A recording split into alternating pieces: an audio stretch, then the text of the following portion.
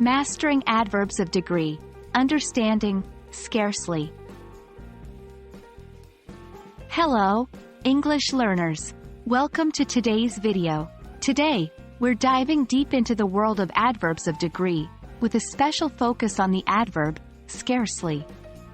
We'll be looking at its meaning, usage, and examples, all in a way that's easy to understand and apply in your own English conversations.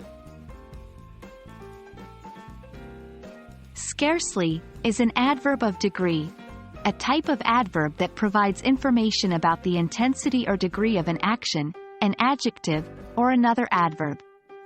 Scarcely has a special role in English as it is used to express that something is hardly happening, or that it is just barely happening.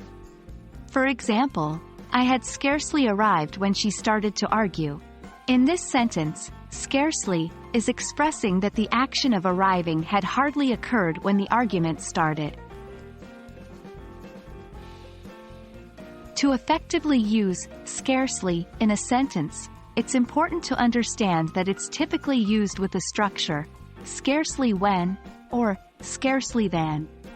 The part after when or then indicates the second event that happened immediately after the first.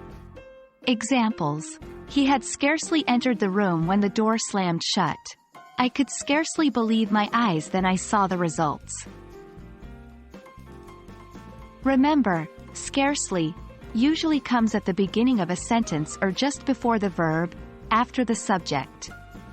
But one important thing to note is that when scarcely starts a sentence, it should be followed by when or then, and the verb should follow next.